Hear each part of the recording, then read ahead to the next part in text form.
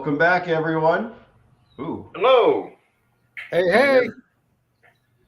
Can you hear me? Of We're course we doing can. fine. I lo- Oh, just got Well, technical hey, well, difficulties already. well, wow. Kevin, maybe you and I should just take over the show. Can you hear me? We're Yes. doing fine. Yes, thumbs up. This is nice about You having can a hear live me. I know you podcast can. I on. know you can. I know you can hear me. I know you can hear me. You know what? If you bought a better headset, maybe you wouldn't have these issues, Jeff Packer. Can we let's mute out Ken real See, he quick. can't. So See, he can't even hear me. So Oh, he heard you. He Hey, heard you. Kevin, we could talk about him right now, and it would be great. He won't even know. So please share. Yeah. Right. No. Nice. We, so in today today's we're episode, you can you hear me? Yes or no? Yes, we hear you. Okay, good, perfect. Okay. In today's episode, we're going to talk about leasing versus owning your solar. So back in the day, we've been doing this since about 2015. All we did was leasing. We didn't even know how to put a deal together for people that wanted to own it. It was all leasing. And then all of a sudden, everything shifted to we're making the shift. Everybody now wants to own it. They don't want to lease it anymore. So we started kind of doing that, and we've done that forever. You know, going over the ownership program, but now it seems to be, at least to me and probably you guys too, leasing is starting to come back. And the reason why is because the interest rates are so high. And I mean, I can give you a couple examples of some personal stories with some people, but it seems like leasing is starting to come back. And so whenever you talk about leasing solar with someone, they get irritated. They don't even want to listen to you. And if they would listen to both sides of the story, there's pros and cons of both. It might make sense for someone to lease it versus own it, and then vice versa too. There's some people that say, you know what, I don't want to lease anything. I don't want to rent anything in my lifetime. All I want to do is own stuff, and that's cool too. You can do it both ways. So I'll let you guys start. What's your philosophy on leasing versus owning, and then we'll get into some specifics on how leases work and how most ownership programs work as well. Go ahead, Ken. Kevin? Yeah, no, that's fine. I can start. You brought up a good point. So, like you said, Jeff, back in the day, that's all we did was leasing, and leasing was super acceptable, and everyone did it. But what happened was, again, like you said, when interest rates really started. Oh, we lost Ken. That's Oh, good. awesome. Hey, there we go. I think Jeff did that on purpose. I think it's internet. Maybe his internet there. Yeah. So Kevin, why don't you take that over? So it was interesting. So we grew up in the business. That's how we learned the business with leasing, and it was a hard transition to do the ownership, especially for me. But then once grasping it and realizing the benefits of ownership, now and then the leasing comes back, and then you're like, well, who wants to lease? But like what Jeff said, a lot of people don't want to deal with the tax, paperwork. Some people don't want to deal with all of that. Some people aren't going to be in the house long enough. And currently, if you don't have solar with the utility, all you're doing is leasing anyway. So when people say I don't want to lease, then well, what are you doing now? And it's a neat thing. So ownership and leasing, they both have their pros and cons. Obviously, ownership has value. Leasing does not, but it's got good value to your pocket every single day. So that's the neat thing about giving you both different options with there. And seeing what is good for the homeowner. It's not a matter of what I like really or what we like. It's a matter of what will work best for you in your situation. And we have different programs to make it fit, save you the most amount of money, but let you budget on something rather than having an open-ended payment every 30 days when you open up your electric bill. It's super, super neat. The more programs that we have out there, interest rates are going up. People don't like that. That's a huge thing for leasing. But if you're on a fixed income, leasing is a great option because you don't have those tax liabilities that you claim to get those lower payments. So, and the 25-year programs for leasing, up to 25-year programs for financing, or paying cash. We have a program that works out great for everybody, and they're both good for you because it keeps your money in your pocket.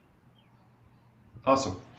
Ken, welcome back. This is the second week in a row that we've lost you. So I'm not sure what's going on there, buddy. So what's your philosophy and take on leasing versus owning it?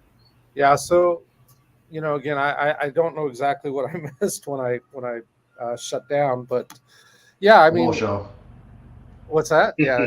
The whole show. Pretty much. So, I mean, again, what I was talking about when I lost my connection was basically, yeah, I mean, we went to purchases because the interest rates were really, really low. And we had to literally, I think, relearn everything we do and everything we know, and which obviously made us better rounded in this industry to really know what we're doing on both cases. Leasing is coming back. I mean, let's just face it. Interest rates are high. Leasing is coming back. It's no different than buying your energy from the utility. The only difference is you actually have an agreement with your utility, which is a leasing company, and saying we're only going to charge you X amount of money, and it's going to stay fixed. So it's huge, but there's also different ways to lease as there's different ways to purchase. Yeah. So, let's say if someone doesn't want any debt, leasing is the way to go. There is an option to buy it. They can't take advantage of the tax credit. That makes it advantageous to lease as well.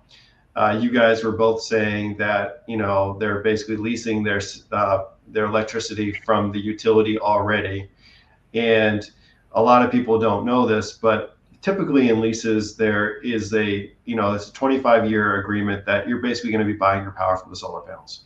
So it can go up 0% each year, 0.99, or about 1.99%. And a lot of people balk at that. They're like, well, I don't want it to go up 1.99%. Okay, then do 0%, but you're going to start off a little bit higher payment. If you start off at if you do the 1.99% escalator every single year, then you're going to start off at a super low payment. And typically, on average, all of our spreadsheets say that the utilities around the country, on average, go up about 4.5% a year. So your goal is to be ahead of inflation, right? And utility increases.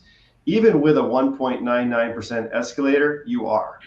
And you're going to be you should be saving money since day one, I thought about this earlier, unless you need a lot of electrical work and the cost, or you want to add a battery to your system, then it might be a little different, but that's your choice. I mean, yeah, so that's my take on leases. I think leases are great for certain people. But the ownership program, we also have, and leases, by the way, are zero down. So there's nothing out of pocket, just like all of our loan products to own it. So it depends if you're going to stay in the house for a while, and you might make more sense to own the system, and then pay it off. So, and get the tax credit. Yeah. So there's the things, the warranties are the same. Nothing changes there, whether you pay cash, whether you finance, or whether you lease. Warranties are across the board. And I love it when people say, are they transferable? Because most people don't stay in their house for 25 years. And I always like to say that, no, they're not. And people are taken back by that because the warranty is not in your name. It's in the property's name. So you don't ever have to worry about that. It doesn't matter if you want to lease the system. And then what's nice about the lease is that you can buy it at certain times too. So maybe it is good for you. Maybe you've taken advantage of those, whatever you needed to take advantage of, and you want to own the system. You can do so at a cost, obviously built into the contract, and still have the same warranties as well. Differences are you need to have homeowners insurance when you own or pay cash, where you don't have to have that because the system is not yours. You're just buying the energy produced by those panels. So It's owned by somebody else, and the owner obviously gets the tax credit. So that's what makes leasing so good, is because you start off at a low payment and don't have to worry about it. Where with leasing, you have to put the tax, available tax credits back in to keep the low payment and some tax documentation with that. So ownership has a little bit more responsibility, but then of course it gives you value as well to your property. So good trade-offs both ways. Yeah, if you're going to have roof work, need a roof, need additional work, ownership is always better. You don't want to lease that, because then you have to push all that into a smaller or bigger pile, which means your payment comes up much higher with a lease. So Right. Awesome. So, I mean, they don't get the tax credit if, let's say, if they start leasing it in year 5 or year 7, whatever the number year is that they want to choose to buy it.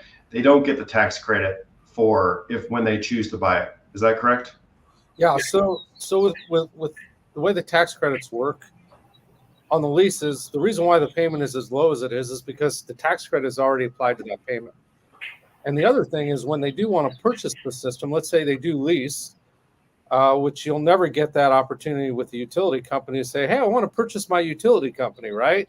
No, you're just stuck paying that amount, whatever they decide they want, right? But let's say year 5 comes and you go, you know what? I want to buy this system.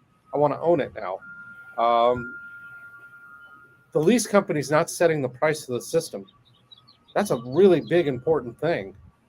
They get a third-party appraiser to actually appraise the solar system, and they put the value on it, and whatever that value is, that's what they get to buy it at. So, I mean, it's a very fair way to do it.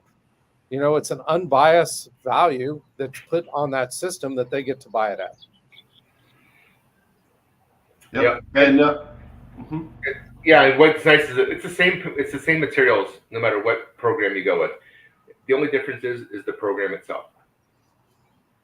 So don't have to worry about that. There's not like something different, or you're getting a less of by doing any of the programs. It really comes down to finances. Jeff, you make a great point. About we're kind of financial advisors in some aspects. not financial. We deal with we don't really sell solar. We really figure out the best financial product for them. Exactly. See, he's the one he's been saying that for a while. It's great because sometimes people want to own, but leasing is better for them based on their situation, or maybe they don't want maybe they have an opportunity to pay cash, but why take all that cash and put it into something when you can save that for a rainy day, because you have a project coming up, or somebody going to college, or whatever it might be, home repairs. Yeah, it's really, really neat. I love Jeff's prerogative on that. So Jeff, what is out of the two, especially in today's market, I always have, which do you prefer? Where do you start? Do you start with one over another? Or do you I don't know. I ask questions first. Oh, we lost Ken again. Basically I ask questions first, and I bring up that we have leases available. And typically what I get is a lot of pushback. And I'm like, you don't even want to know those numbers, because, you don't have any debt. There's no DT. If you go try to buy a car, it doesn't show up on your credit. So basically, if you need to buy things, if your goal is, because a lot of people out there are payment driven buyers. So if, maybe, but they're tired of their $400 a month bill from the utility company, let me see if I can help you out and try to figure out, maybe a lease makes more sense. And you have a kid that's going to college and you want to save the $30,000, and you don't, but you do want to lock in a lower rate. So I think it's important to know both sides of the scenario and let the person make up their mind. So it's the same thing with the interest when they choose to say, you know what, Jeff, I want to buy the system. That's great. There's really a couple of different options. You can go cash, and cash will be your cheaper option. But or you can finance it. And we have interest rates from 4% to 11%. and I bring it up before they even bring it up. I'm like, and you're probably wondering, why the heck would I choose a 4% or 11% over a 4%? And I go, if you really want God's only, God's truth to this, who makes the money in this whole solar game? The lender will always make the money. And so if you choose a lower interest rate, the lender is not going to give you their money at zero down for 4% without fees. So they stack on fees on the front end of the loan. So I go, let's try to figure out what your true value of your solar system is first. And that's why I always do the comparison with the cash price. And then I say, let's try to meet somewhere in the middle of the road. And then I simply ask them, is your goal to never pay this off? And they always chuckle. They're like, I'm not going to pay this off. Or is this to pay this off quickly? And if your goal is to pay this off quickly, you just don't want to use your funds right now, then I would choose a higher interest rate loan. And let me show you the difference. And I kind of play with them back and forth, and I show them the numbers, and they always ask, which one would you do? And I said, I would choose somewhere in the middle of the road, because I do not want to pay 40% to get 4% on for my money. I'd rather, because I am going to pay this sucker off, then I would meet somewhere in the middle. But I also know myself, and maybe stuff comes up like college or whatever else may come up, that I don't want an 11% loan either, because the 11% will eat you alive. Yeah, that makes sense too. So Ken, I have a question for you as well. Between the loan and versus lease, is there any different qualifications? It's a 650. That's for Ken? Yeah, I give it to Ken here because he, we got. There's as far as qualifications, I mean, most of these programs they are expecting you to have, a 640 score, FICO score or above. There's some leniency in sometimes in both programs. So, I mean, really, it's just subjective of what's going on with, what they have as far as their finances. Okay, so yeah, the rule of thumb then is a particular score, and obviously debt to income and all that kind of stuff. Now you bring up another good point. When you talk about transferring, if the lease, it's an automatic, they'll qualify. I believe it's for some reason, if they don't, I think there's a fee of like $200 to transfer. It's almost like a deposit, like you would get at the utility, but it'll transfer. As far as, when you talk about these transfers, a lot of mortgage companies and people we know in the mortgage industry, they think, oh my gosh, I got to deal with this solar loan, and, then they got these underwriters involved and things like this. This is going into a little different subject, but a lot of these underwriters aren't quite understanding the programs as well as they probably should understand, because as long as there's what's called performance guarantees, which is that warranty on guaranteeing production of a system, there's no DTI against those payments. So that's really important to know. Jeff, now people, I think there's a stigma or something that was out there that it's harder to sell a home with a lease, or harder to sell a home with solar in general. Is there a difference between leasing and owning as far as selling a home, in your opinion? Well, I mean, I was going to bring this up as a question too. So basically, gotcha. The stigma is I can't sell my house with a lease solar system. Ken, you had a solar system that was leased. How hard was it to sell I mean, let's just give an example, right? So you had a house with a leased solar system. Did the person balk at it, or? No, not at all. So here these are such the misnomer out there of what people think about this stuff, whether it's leased or whether it's owned. You know what? Solar's super acceptable. My first system that I had on my first home was a lease system. That house I sold, I want to say about 3 years ago, absolutely no issue whatsoever. I mean, the realtor technically really didn't have much involvement and to transfer that product at all. I mean, really, everything happened at title. All I had to do was provide the leasing company the information of the buyer. They sent out an application to the buyer. They filled it out, and then everything transferred at when we signed a title. That's awesome. So it's a lot simpler than what people think. Oh my gosh, yeah, People, no brainer. I think it's almost hard. I think it's almost harder if you own it and you have a loan on it, because let's just call a spade too.